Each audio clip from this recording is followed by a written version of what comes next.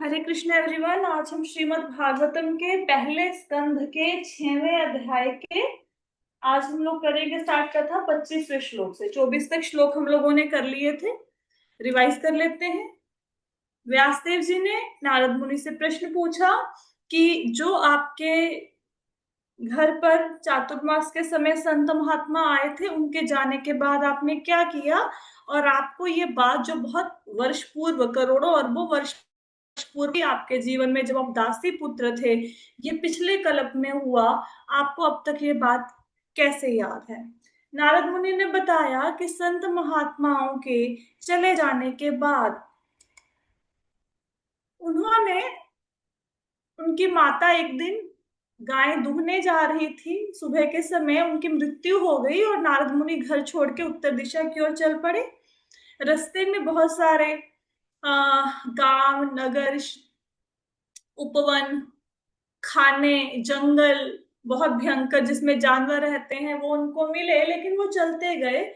फिर एक जगह पे पहुंचकर उन्होंने जल पिया क्योंकि थक चुके थे, और फिर उन्होंने भगवान का ध्यान किया जिस विधि से उनको ऋषियों ने बताया था। तो भगवान ने उनके ऊपर अहेतुकी, मतलब बिना कारण के कृपा करना, तो अहेतुकी कृपा करी और भगवान के दर्शन हृदय के अंदर नारद मुनि को हुए। और फिर भगवान ओझल हो गए, आंखों से उनको दिखाई देने बंद हो गए हृदय के अंदर।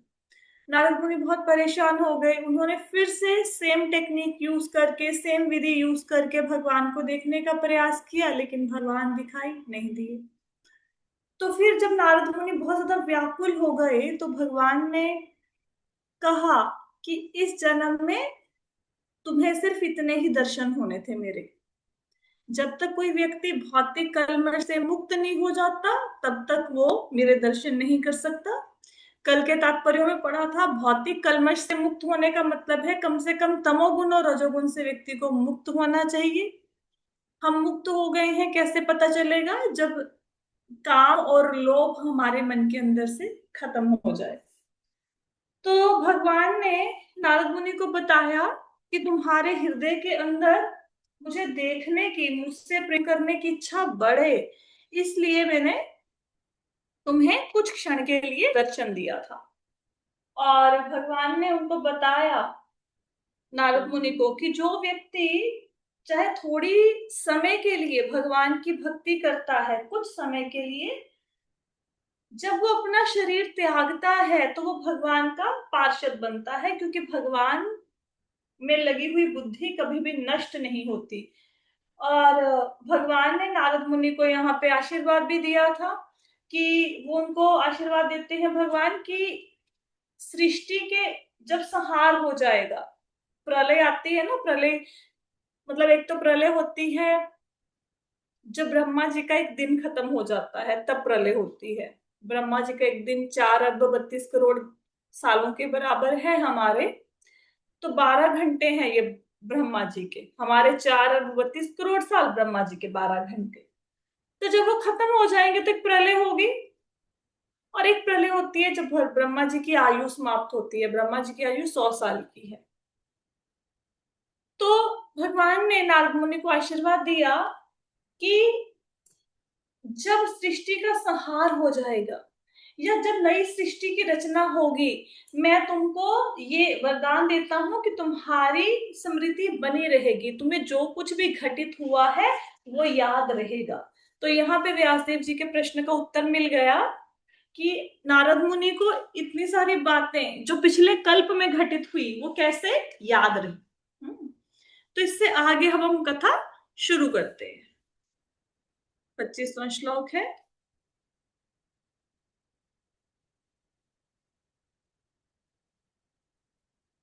एताद्वक्त्वो परमां तन्महद्भूतं न भोलिङ्गमलिङ्गमीश्वरम् अहं च तस्मै महतां महीयसे शीर्षावनां विदते अनुकंपितः।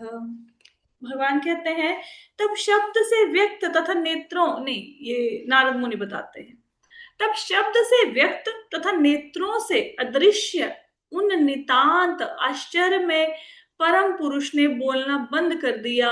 मैंने कृतज्ञता का अनुभव करते हुए शीश झुकाकर उनको प्रणाम किया। तो यहाँ पे प्रभुपाद जी अपने तात्पर्यों में लिखते हैं कि अगर भगवान चाहे सुनाई पड़े, भले ही दिखे ना, लेकिन भगवान की आवाज सुनाई पड़े, तो उन दोनों में कोई अंतर नहीं है।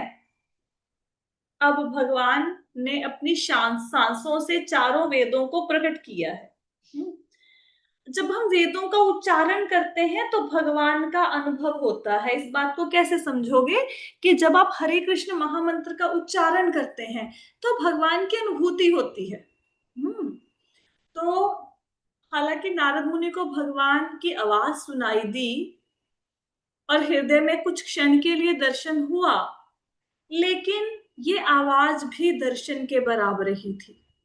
तो इनके हृदय का जो संताप था, जो व्याकुलता थी, उसका अंत हो गया और नारद मुनि ने बड़ा ग्रेटिट्यूड प्रकट किया, कृतज्ञ हैं भगवान के प्रति, और उन्होंने शीश झुकाकर प्रणाम किया।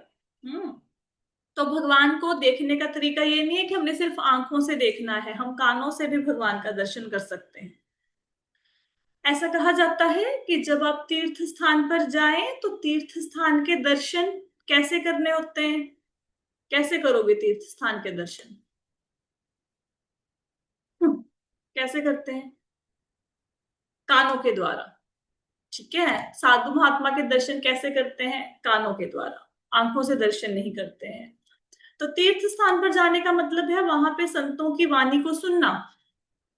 अगर हम तीर्थ स्थान पर गए और वहां पे हम लोगों ने घूमने फिरने में समय लगा दिया, खाने पीने में समय बिता दिया, वहां पे जाके किसी संत महात्मा से कथा नहीं सुनी, तो उसका उतना फल नहीं मिलता। हालांकि तीर्थ स्थान में खैर पैर रखने का भी बहुत प्रभाव होता है, लेकिन जो वास्तविक दर्शन है वो कथा के माध्यम से ही होते हैं। अगर आपने किसी संत के दर्शन करने जाना है तो दर्शन का मतलब उनको नेत्रों से देखना नहीं है, उनकी वाणी को सुनो। तो कानों से भगवान के दर्शन, संत पुरुषों के दर्शन होते हैं। आगे चलते हैं। 26वां श्लोक है। नामान्यनन्तस्य हतत्रपः पठन् गुहानि भद्राणि कृतानि च स्मरन् गां प्रयटंस्तुष्टता तुष्टमना गत्प्रहा कालं प्रतीक्षन् विमदो विमत्सरः। यहाँ पे कहते हैं, इस प्रकार भौतिक जगत की समस्त औपचारिकताओं की उपेक्षा करते हुए मैं बारंबार भगवान के पवित्र नाम तथा यश का कीर्तन करने लगा। भगवान की दिव्य लीलाओं का ऐसा कीर्तन एवं स्मरण कल्याणकारी होता है। इस तरह मैं पूर्ण रूप से संतुष्ट, विनम्र, ईर्ष्या और द्वेष रहित होकर सारी पृथ्वी पर विचरण करने लगा।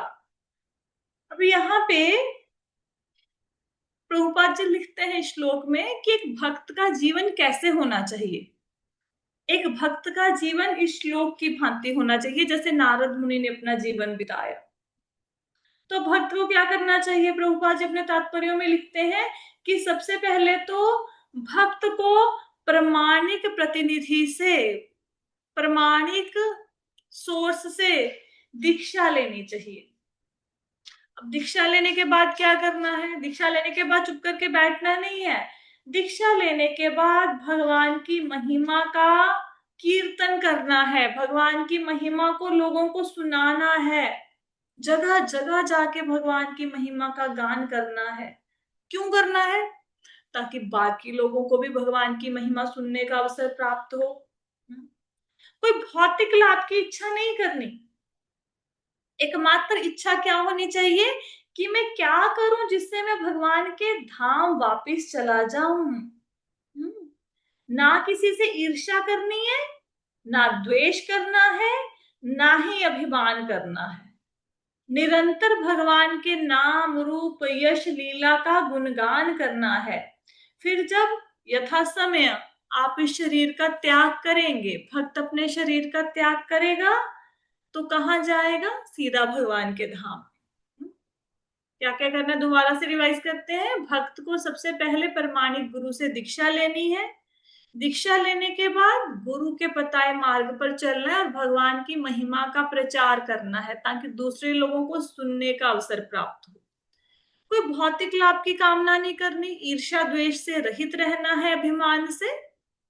भगवान के नाम रूप यश लीला का चिंतन करना है, और फिर जब मृत्यु होएगी तो भगवान के धाम में चले जाएंगे। और नारद मुनि ने ऐसा ही किया। नारद मुनि ने कोई भौतिक इच्छा पहले से ही मन में समाप्त हो चुकी थी।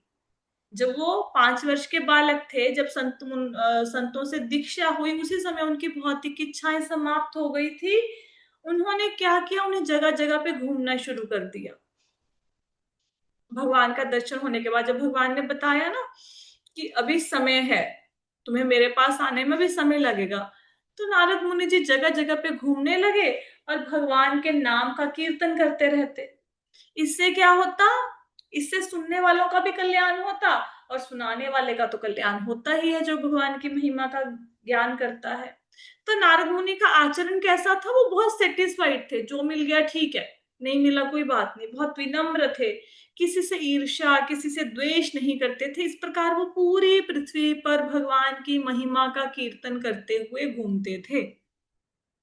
किस इंसिडेंट के बाद, जब उनको हृदय में भगवान के दर्शन हुए, उसके बाद की बात है ये, ठीक है। तो ऐसे करते करते उन्होंने अपना वो जीवन बिताया। फिर क्या हुआ उसके बाद, 27वें श्लोक में पढ़ेंगे। एवं कृष्णमतेर्ब्रह्मासनसक्तस्य एवं कृष्णमतेर्ब्रह्मा आसनसक्तस्य श्यामलात्मनः कालः प्रादुर्भूतकाले तडित सौदामनि यथा। यहाँ पे क्या कहते हैं, और हे ब्राह्मण व्यासदेव, इस तरह मैंने कृष्ण के चिंतन में पूर्णतया निमग्न रहते हुए किसी प्रकार की आसक्ति ना रहने से समस्त भौतिक कलुष से पूर्ण रूप से मुक्त हो जाने पर यथा समय मृत्यु पाई, जिस प्रकार बिजली का गिरना और प्रकाश का कौंदना एक साथ होते हैं। तो यहाँ पे क्या बताया गया है, प्रभुपाद जी लिखते हैं कि भगवान के चिंतन में मग्न होने का मतलब क्या है। भगवान के चिंतन में मग्न होने का अर्थ है कि मन में भगवान के अतिरिक्त और कोई कामना होनी नहीं चाहिए। जैसे प्रभुपाद जी एग्जाम्पल देते हैं कि कोई बहुत रिच व्यक्ति है, कोई बहुत धनवान है, तो उसके घर में कोई छोटा मोटा नुकसान होएगा 100-200 रुपए का, तो उसको, अब सपोज करो अंबानी फैमिली है, उनके घर में गिलास टूट गया, क्या फर्क पड़ता है उनको, कोई फर्क पड़ता है? कोई फर्क नहीं पड़ता। तो जीवन में जो भी छोटी मोटी घटनाएं हो रही हैं, उनसे विचलित नहीं होना चाहिए, भौतिक वस्तु की कामना नहीं होनी चाहिए, क्योंकि ये संसार जो है, इसमें हम कुछ समय के लिए आए हैं। आपने देखा होगा, जब हम ट्रेन में सफर करते हैं, तो जो हमारी सीट है, उसके लिए हम कितना झगड़ा करते हैं। अगर उस सीट पे आकर कोई और व्यक्ति बैठ जाए, तो हम टीटी को बुलाते हैं, उसको अपनी टिकट दिखाते हैं कि तुम उठो, ये मेरी सीट है। फिर वहां पे हम आराम से अपना सामान टिकाते हैं, वहां पे जर्नी का आनंद ले लेते हैं। लेकिन जैसे ही हमारा स्टेशन आने वाला होता है, हम उस सीट से प्रेम नहीं करते। अब हमें कोई फर्क नहीं पड़ता उस सीट पर हमारे जाने के बाद कौन बैठेगा, वो सीट गंदी होगी साफ होगी, वो उसका किस प्रकार यूज करेगा, हमें कोई फर्क नहीं पड़ता। इस संसार में हम लोग आए हैं, तो हमें कुछ समय के लिए एक रोल प्ले करने के लिए दे दिया। जैसे नाटक में रोल प्ले करते हैं ना, अब हम किसी की माँ बने, बहन बने, बेटी बने, पत्नी बने, एक रोल है, पति का, पुत्र का रोल है। अब यथा समय क्या होगा, मृत्यु आएगी, आपका ये रोल खत्म हो जाएगा। फिर उसके बाद जो कुछ जीवन में किया, चाहे धन कमाया था, चाहे आप अच्छे इंसान थे, चाहे आपने बहुत नाम कमाया था, वो सब खत्म हो जाएगा। इसलिए जब इस संसार में, अब जैसे सब हम लोग ट्रेन में सफर कर रहे हैं, वहां पे सपोज करो थोड़ा सा सीट कट गई, वो फट गई, उसमें कोई डैमेज हो गया, तो हमें फर्क नहीं पड़ता, हम सोचते हैं क्या फर्क पड़ता है, 2-4 घंटे में तो स्टेशन में उतर ही जाना है। तो इस संसार में हमारे जीवन में जो कुछ भी हो रहा है, इसका कोई फर्क नहीं पड़ना चाहिए। क्यों नहीं पड़ना चाहिए? क्योंकि जब शरीर त्याग देंगे, सब कुछ ऐसे रह जाएगा यहाँ का, ठीक है। तो ज्यादा संसार से आसक्ति नहीं करते। लेकिन इसका मतलब ये भी नहीं है कि हम लोग सोचें कि ये संसार में मतलब मेरा तो कुछ नहीं है, मेरे को तो यहाँ से चले जाना है, तो घर में गंद फैला के रखें, ठीक है, खुद के शरीर का ख्याल ना रखें, ऐसा नहीं है। जो ड्यूटीज है वो तो निभानी है, लेकिन अटैचमेंट नहीं होनी चाहिए बहुत ज्यादा। ऐसा नहीं कि माँ हो तो बच्चों को खाना नहीं देना, उनको पढ़ाना नहीं है, वो सारे काम तो करने हैं, लेकिन अननेसेसरी आसक्ति वो गलत है। आसक्ति नहीं रखनी चाहिए। हाँ, जब कुंती महारानी स्तुति करती हैं भगवान कृष्ण की, तो वो कहती हैं कि मैं चाहती हूं कि मेरे आप जो स्नेह के बंधन है उनको काट दो। वो अपने पुत्रों से स्नेह का बंधन काटना चाहती थी, किस रूप में, कि वो मेरे पुत्र हैं, जो पांडव है कुंती महारानी के पुत्र हैं, लेकिन वो भक्त के रूप में उनके साथ रिलेशनशिप रखना चाहती थी कि ये भक्त हैं। उनको पांडव इसलिए प्रिय थे क्योंकि पांडव भगवान के भक्त थे, ये कारण था उनकी पांडवों के प्रति जो कुंती महारानी का प्रेम था। तो हमें संसार में रहना है, लेकिन कैसे रहना है, जैसे कमल का पत्र होता है, पानी के अंदर रहता है, लेकिन पानी की एक बूंद भी पत्ते के ऊपर ठहरती नहीं। तो जीवन में जो भी छोटी छोटी घटनाएं हो रही हैं उनको इग्नोर करके आगे बढ़ते रहो भक्ति के मार्ग में। अब ये तो हुआ शब्द का अर्थ कि भगवान कृष्ण की लीलाओं में मग्न होने का क्या मतलब है, कि भौतिक लालसाएं नहीं है, भौतिक कामनाएं नहीं है। अब यहाँ पे एक और शब्द यूज हुआ कि बिजली का गिरना और प्रकाश का कौंदना एक साथ होते हैं। इसका मतलब क्या है, इसका मतलब ये है कि जब भक्त की मृत्यु होती है, जैसे अभी कोई व्यक्ति की मृत्यु हुई, अब वो भक्त नहीं है, अब उसकी मृत्यु के बाद उसका क्या होगा, उसको लेके जाएंगे यमराज के पास। अब यमराज उसके कर्मों का लेखा जोखा करेगा, इसने अच्छे कर्म किए थे चलो स्वर्ग भेज दो, बुरे कर्म किए नरक भेज दो, ऐसे उसका लेखा जोखा हो जाए। फिर से कोई ना कोई शरीर मिल जाएगा, भौतिक शरीर, फिर से दुनिया में आएगा कर्म फल को भुगतने के लिए। भक्तों के साथ ऐसा नहीं होता। भक्तों के जीवन में क्या होता है कि जैसे ही उनकी मृत्यु हुई, जिस क्षण उनकी मृत्यु हुई, शुद्ध भक्त की बात हो रही है, उसी समय उसी क्षण उनको नया शरीर मिलता है। कौन सा शरीर मिलता है, आध्यात्मिक शरीर। वो शरीर जो कभी खत्म नहीं होगा, जो शाश्वत है, जो आनंद से युक्त है, वो वाला शरीर एकदम मिलता है। ठीक है, तो इसलिए यह यहाँ पे कहा गया है कि यथा समय मृत्यु पाई, जिस प्रकार बिजली का गिरना और प्रकाश का कौंधना, बिजली गिरती है तो एकदम से प्रकाश होता है ना, बिजली गिरी गिरी प्रकाश हुआ। तो नारद मुनि की जैसे ही मृत्यु हुई, उसी क्षण उनको आध्यात्मिक शरीर मिल गया, क्योंकि वो भगवान के भक्त थे, मन में कोई इच्छा नहीं थी, भगवान की महिमा का गान करते थे। तो अगर भगवान के धाम में जाना है, तरीका नारद मुनि ने बता दिया, दीक्षा लो, गुरु के आदेश का पालन करो, भगवान की महिमा का प्रचार करो, इच्छा कोई नहीं रखनी मन में, चले जाएंगे। आपको भी आध्यात्मिक शरीर प्राप्त हो सकता है, किसी को भी हो सकता है। बस नारद मुनि के जो उन्होंने समझाया है इस अध्याय में, उसका हमें ध्यान रखना चाहिए, उसका पालन करना चाहिए। आई होप सो कि आपको समझ आ गया होगा बिजली का गिरना और प्रकाश का कौंधना एक साथ होते हैं, इसका अर्थ क्या है, कि नारद मुनि की मृत्यु हुई, उन्होंने भौतिक शरीर का त्याग कर दिया और एकाएक उनको आध्यात्मिक शरीर मिल गया। ठीक है, आगे चलते हैं 28वें श्लोक पे। प्रयुज्यमाने मयि तां शुद्धां भगवती तनुम् आरब्ध कर्मणा निर्वाणो न्याय पतत पांच भौतिकः। भगवान के पार्षद के लिए उपयुक्त दिव्य शरीर पाकर मैंने 5 भौतिक तत्वों से बने शरीर को त्याग दिया और इस तरह कर्म के सारे अर्जित फल समाप्त हो गए।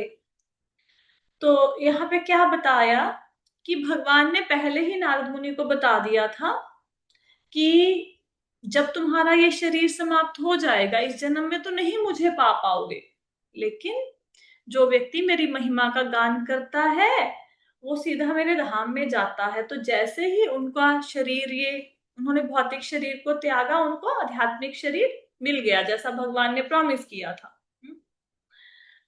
अब यहाँ पे नारद मुनि कहते हैं कि 5 तत्वों से बने भौतिक शरीर को त्याग दिया। हमारा शरीर 5 तत्वों से बना है, पृथ्वी जल अग्नि वायु आकाश। तो इन 5 तत्वों की यहाँ पे बात हो रही है। और भगवान के पास तब तक नहीं जा सकते जबकि पाप और पुण्य का बैलेंस 0 ना हो जाए। तो नारद मुनि जो थे, जो भगवान का शुद्ध भक्त होता है, उनको भगवान की भक्ति से क्या मिलता है? उनको भगवान की भक्ति से जो ये कर्म है, हम जितने भी कार्य कर रहे हैं उनके फल से मुक्ति मिलती है, जो कि अदरवाइज पॉसिबल ही नहीं है। अच्छा कर्म करोगे तो अच्छा फल मिलेगा ही मिलेगा, बुरा कर्म करोगे तो बुरा फल मिलेगा ही मिलेगा। इनको जीरो नहीं किया जा सकता, इनको न्यूट्रलाइज नहीं किया जा सकता। लेकिन भक्ति में इतनी शक्ति है कि आपके कर्म फलों को समाप्त कर सकती है। तो भक्ति के प्रभाव से नारद मुनि कर्म फलों से मुक्त हो गए। जैसे प्रभुपाद जी तात्पर्य में लिखते हैं कि पारस मणि को अगर लोहे के ऊपर घिसो तो वो भी सोने में कन्वर्ट हो जाता है। तो यही भगवान की सेवा का प्रभाव है। जैसे ही भगवान की सेवा करेंगे, पहले तो प्रकृति के जो 3 गुण है, सतो रजो तमो गुण, वो आपके ऊपर प्रभाव डालना बंद कर देंगे और साथ ही साथ कर्मों के फलों से भी छुटकारा मिल जाएगा। जैसा ध्रुव महाराज के साथ हुआ, प्रहलाद महाराज के साथ हुआ।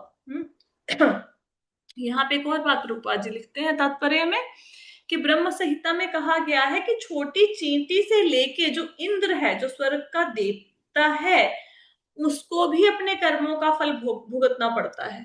कोई ऐसा व्यक्ति ही नहीं है जो कर्मों के फल से छूट सके। स्वर्ग के लोगों को भी भुगतना पड़ता है, देवताओं के राजा को भी भुगतना पड़ता है। लेकिन भगवान की भक्ति ऐसी है, वो कर्म फलों को समाप्त कर सकती है। आगे चलते हैं। कल्पांत इदमादाय शयानेम्भस्य युध्मतः शिशयोष शर अनुप्राणम विवशे अंतरहम विभो। कल्प के अंत में जब भगवान नारायण प्रलय के जल में लेट गए, तब ब्रह्मा जी समस्त सृष्टिकारी तत्वों सहित उनके भीतर प्रवेश करने लगे। तो उनके श्वास से मैं भी उनके भीतर चला गया। तो यहाँ पे क्या बताया गया है? यहाँ पे बताया गया है कि जब कल्प का अंत हो जाता है, कल्प मतलब कितने वर्ष, कितने साल होते हैं कल्प में? 4 अरब माता जी, 4 अरब। 4 अरब 32 ठीक है, करोड़ 4 अरब 32 करोड़। तो जब ब्रह्मा जी के 12 घंटे समाप्त हो जाते हैं, मतलब 4 अरब 32 करोड़ घंटे समाप्त हो जाते हैं, तो कल्प के अंत में क्या होता है? प्रलय आती है। प्रलय के समय भगवान तो जल में लेट गए, और जब ब्रह्मा जी, मतलब ब्रह्मा जी और सारे जितने तत्व होते हैं, जिन चीजों से सारी सृष्टि का निर्माण होता है, वो सब भगवान के भीतर प्रवेश कर जाते हैं। तो जब ब्रह्मा जी भगवान के भीतर प्रवेश कर गए, तो जो ब्रह्मा जी के पुत्र हैं नारद मुनि, वो भी भगवान के भीतर प्रवेश कर गए। उनकी मतलब उनकी श्वासों से, भगवान की श्वासों से वो भी भगवान के भीतर प्रवेश कर गए जब प्रलय हुई। तो पहले क्या हुआ? ब्रह्मा जी नारद मुनि दासी पुत्र थे। फिर क्या हुआ? उनकी मृत्यु हुई। मृत्यु होने के बाद उनको शरीर मिला आध्यात्मिक, फिर वो भगवान के उदर में चले गए। अब यहाँ पे हम लोग ये कह सकते हैं कि जो नारद मुनि है उनको आध्यात्मिक शरीर मिला, भगवान के पार्षद बने, तो फिर प्रलय के समय भगवान के भीतर क्यों चले गए? तो ये एक दिव्य लीला है। वो भक्तों का उद्धार करने के लिए, लोगों का उद्धार करने के लिए नारद मुनि जी प्रकट हुए हैं। उनका ऐसा जन्म मृत्यु, हमारे जैसा जन्म मृत्यु नहीं है। वो कर्म फलों के अधीन होकर नारद मुनि का दोबारा जन्म नहीं हुआ है। ये लीला के अंतर्गत हुआ है, नारद मुनि जो दोबारा प्रकट हुए हैं। जैसे इस बात को कैसे समझोगे? आ, जब भगवान कृष्ण का अवतार हुआ, तो भगवान कृष्ण के साथ जो भी गोपाल बाल थे, गोपियां थी, आ, और भी माता पिता थे, उनके गुरुजन थे, जितने भी उनके पार्षद धराधाम पे आए। भगवान कृष्ण धराधाम से गए, वो चले गए, वो भी दिव्य धाम में चले गए। फिर जब चैतन्य महाप्रभु के रूप में आए भगवान, तो फिर वो सारे के सारे पार्षद प्रकट हुए, है ना। जो यशोदा मैया थी वो सची माता बन के आई। फिर जो कार्मोदक श्री विष्णु है वो अद्वैताचार्य बन के आए। जो कंस है वो चांद काजी बन के आया, हनुमान जी मुरारी गुप्ता बन के आए। तो यही सारे पार्षद फिर से आते हैं धरती पर। हम्म गोपियां भगत चैतन्य महाप्रभु के और नित्यानंद प्रभु के द्वैताचार्य के शिष्य बन के प्रकट हुई, गोपाल बाल प्रकट हुए। चैतन्य चरितमृत पढ़ेंगे तो आपको पता चलेगा। तो हम ये नहीं कह सकते कि कंस को तो भगवान ने मारा, उसकी तो मुक्ति होगी, वो चांद काजी बन के कैसे आ गया, उसकी तो मुक्ति होगी, उसका जन्म कैसे हो गया। वो भगवान की लीला में पार्टिसिपेट करने के लिए आया, हाँ, चांद काजी बन के। तो ऐसे भगवान के जो पार्षद होते हैं वो फिर से अवतरित होते हैं ताकि भगवान की लीलाओं में पार्टिसिपेट कर सके। हम हमें ऐसा लगता है कि जैसे बालक का जन्म होता है ना, बालक का जन्म माता के गर्भ से होता है। हमें ऐसा लगता है भगवान कृष्ण का जन्म भी ऐसे ही हुआ होगा, माता के गर्भ से। ऐसे जन्म नहीं हुआ था भगवान का। भगवान पहले वसुदेव जी के हृदय में प्रकट हुए, हृदय में। वहां से फिर वो देवकी जी के हृदय में आ गए। वहां से फिर देवकी को जी को नींद आई और वहां से फिर भगवान हृदय से बाहर आके प्रकट हो गए। तो जैसे हमारे यहाँ पे मतलब बालक का जन्म होता है गर्भ के द्वारा, माता के गर्भ से, वैसे भगवान का जन्म नहीं हुआ। ऐसे चैतन्य महाप्रभु, उनके पिता ने देखा कि उनके हृदय में एक प्रकाश है, वो प्रकाश फिर सची माता के पास चला गया और उस प्रकाश से फिर चैतन्य महाप्रभु प्रकट हुए। वैसे तो शिशु 9 महीने में प्रकट हो जाता है, लेकिन चैतन्य महाप्रभु 13 महीने के बाद प्रकट हुए। तो वो दिव्य है, उनकी लीलाएं, उनका जन्म, उनके कार्यकलाप दिव्य हैं, हम उनको समझ नहीं सकते हैं। तो यहाँ पे जो नारद मुनि जी, हमें ये नहीं समझना चाहिए कि पार्षद बने फिर क्या वो प्रलय आई, जैसे हम लोग जाएंगे भगवान के पेट में वो भी जले गए और फिर वो भी कर्मों के प्रभाव से दोबारा धरती पर आए, ऐसे नहीं। वो जो भगवान के भीतर समाये और अब वो बाहर आएंगे, वो एक दिव्य लीला है। आगे चलते हैं। सहस्रयुग पर्यन्ते उत्थायेदं शिक्षितः मारीचा मिश्र ऋषयः प्राणेभ्योऽहं जगीरे।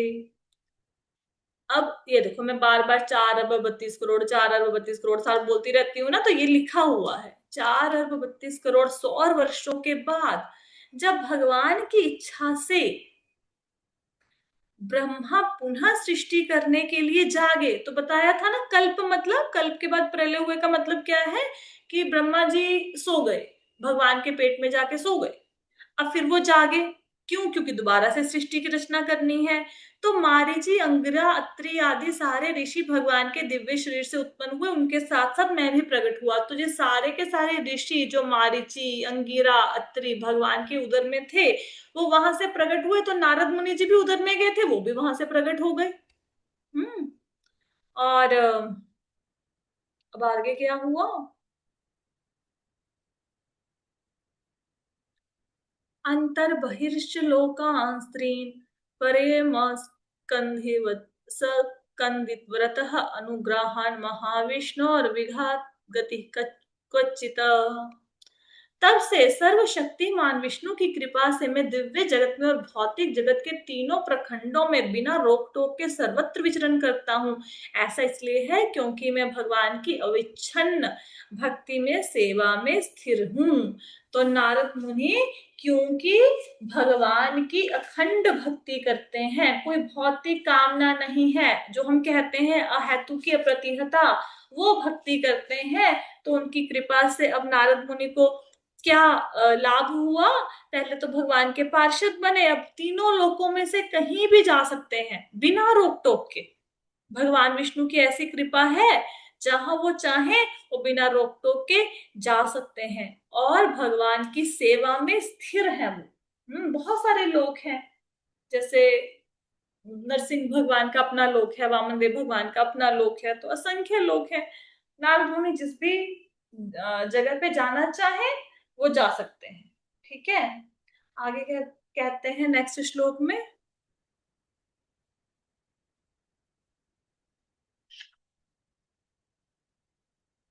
देवदत्तामिमां वीणा स्वर ब्रह्मा विभूषितं मूर्य छत्वा हरि कथां गायन मानश्च चराम्यहम्।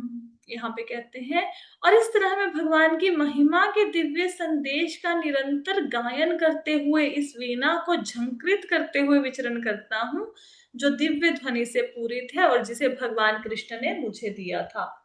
तो जो नारद मुनि की वीणा है, उनको किसने दी? भगवान श्री कृष्ण ने दी।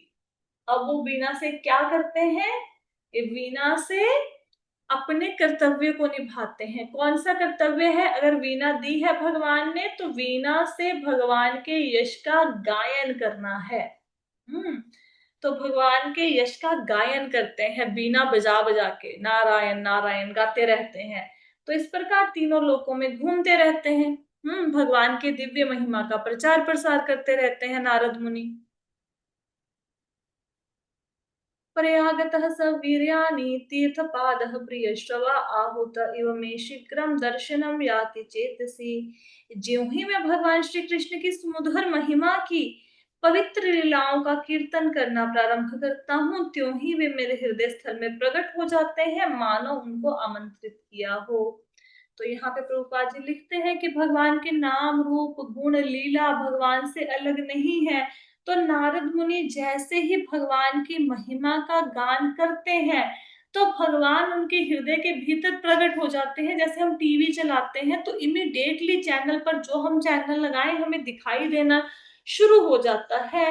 तो नारद मुनि जी क्योंकि भगवान के शुद्ध भक्त हैं, तो जैसे ही वो भगवान की महिमा का गायन करते हैं, तो भगवान इमीडिएटली उनके हृदय में प्रकट हो जाते हैं।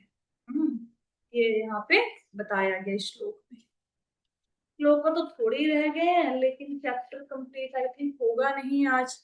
तो यहीं पे हम लोग थोड़ा कथा को विश्राम देते हैं। 32 नंबर श्लोक आप रिवाइज कर लेते हैं, क्या पढ़ा आज हमने। माता जी, भगवान वो जो बिगनिंग में जो आपने कराया ना कि उनको रिमेम्बरेंस कैसे रही है, मैंने थोड़ा लेट ज्वाइन किया था, वो बता दीजिए। तो भगवान ने जब नारद मुनि को दर्शन दिए, फिर ओझल हो गए आंखों से, हृदय के अंदर दर्शन दिए, तो उनको भगवान की आवाज सुनाई दी। भगवान ने कहा कि इस जीवन में तुम मेरा सिर्फ इतना ही दर्शन कर सकते थे, अभी तुम मेरा दर्शन और नहीं कर सकते। कोई व्यक्ति जब तक भौतिक कलमश से पूरी तरह मुक्त नहीं हो जाता, मुझे देख नहीं सकता। लेकिन अगर किसी ने थोड़ी सी भी मेरी सेवा की है और उसने अपनी बुद्धि को मुझ में लगाया है, तो कभी नष्ट नहीं होती मेरी की गई सेवा। ऐसा व्यक्ति मृत्यु के बाद मेरा पार्षद बनता है। और भगवान ने नारद मुनि को आशीर्वाद दिया कि ये जो हम दोनों के बीच में बात हुई है, या जो से सारी घटनाएं हैं, ये तुम्हें हमेशा याद रहेंगी।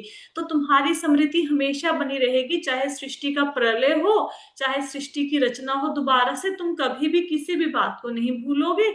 इसलिए नारद मुनि जी की स्मृति बनी हुई है। और फिर ये कह के भगवान ओझल हो गए, और नारद मुनि ने क्या किया? भगवान की महिमा का कीर्तन करना शुरू कर दिया पूरे विश्व में घूम घूम कर। फिर यथा समय पे उनकी मृत्यु हो गई। मृत्यु के बाद नारद मुनि को आध्यात्मिक शरीर मिल गया, वो भगवान के पार्षद बन गए। फिर जैसे ही प्रलय हुई, तो सारे जो ऋषि ब्रह्मा जी भगवान के पेट में गए, तो वहां से नारद मुनि भी श्वास के द्वारा भगवान के उदर में चले गए। और जब सृष्टि की रचना दोबारा से हुई, सारे ऋषि ब्रह्मा जी जब बाहर आए भगवान के उधर से, तो नारद मुनि भी बाहर आए। और भगवान कृष्ण ने उनको एक वीणा दी थी। उस वीणा को, उसके पीछे भी एक स्टोरी है, थोड़ा लीला है, कभी समय मिला तो सुनाएंगे कि भगवान कृष्ण ने नारद मुनि को कैसे वीणा दी। तो अब नारद मुनि अब उस वीणा को लेकर पूरे विश्व में भगवान, पूरे विश्व में क्या, तीनों लोकों में भगवान की महिमा का प्रचार करते हैं। तो ये आज की क्लास में हमने पढ़ा। कल इस अध्याय को हम कंप्लीट करेंगे। किसी को कोई प्रश्न है तो पूछ सकते हैं। नहीं? ठीक है, तो आज की क्लास को यहीं पे विश्राम देते हैं। श्रीमद् भागवतम की जय, श्रील प्रभुपाद की जय। हरे कृष्ण।